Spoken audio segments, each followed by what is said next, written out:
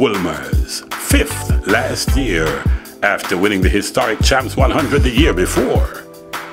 Can they spring another surprise this year?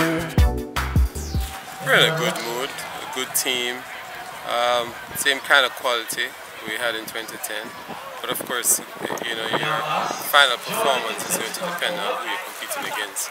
But we think we have a very good chance, and we'll be going out there and doing our best. Not the favourite, does that suit you? That suits us. I mean, we've not been the favourite since 1910. And I don't know of us being favourites. Even in 2010, we're never the favourites. But that is irrelevant. I mean, it's not pundits, it's not track analysts who determines who wins champs. It's not even the coaches. It's the athletes who go there. Hilliers 2010 can happen again this year? It certainly can. And it's definitely the time for it. Especially at this level, you know, the rivalries kind of resume again at this stage. So we look forward to a very good championship. David Riley Wolmers, thanks very much. JC keeping pace so to Calabar on the inside. Calabar quite close. It's Calabar and KC running right together. Wolmers in the thick of things as well. KC, Wolmers, JC on the inside. Calabar, they're right together at the ankle leg change. Wolmers emerge in front. Here's Ferron on the outside for KC. Ferron pulls, tries to run more. Should he stop? It hurts. Wolmers, Calabar and JC. A disaster for Ferron of KC. Keep an eye on Wolmer's. They could surprise again in 2012. Number 7, Monroe, 4th last year. A tough team. Could they be the upsetters this year? We don't enter championships to lose. I don't think any team should. I also don't believe that any team has a monopoly on victory. So our approach is that we go with the intention to do better than we did the year before. And any team can win. On the rise the last few seasons, some injuries last year. What are your prospects in 2012? We've had a few injuries in 2012 to some key people. But I think we're on the mend, on the rise, as you said. I think we look good across the classes.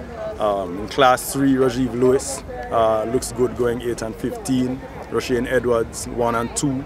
In Class 2, Tevin Wilson, recovering from a broken bone in his foot. And what I think should show very well in the 4 and the 2 in Class 2. Delano Williams has been healthy all season, and we expect him to be going forward. Defending 200 champion. Defending 200 meter champion.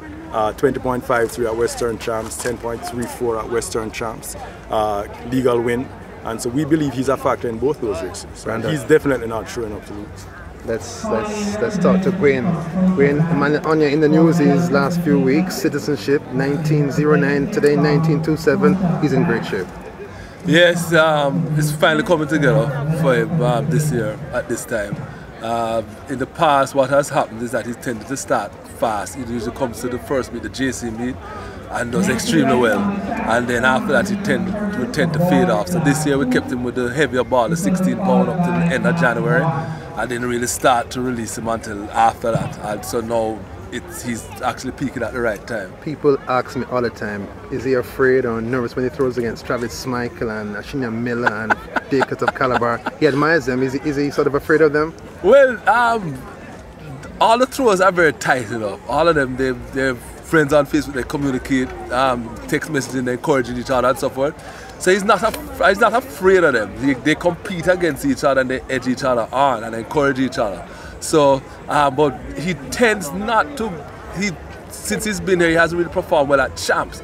So I don't think it is Travis or Ashin or whatever. But I think somehow, for whatever in the champ setting, seems to overcome him. Monroe stars are ready to shine.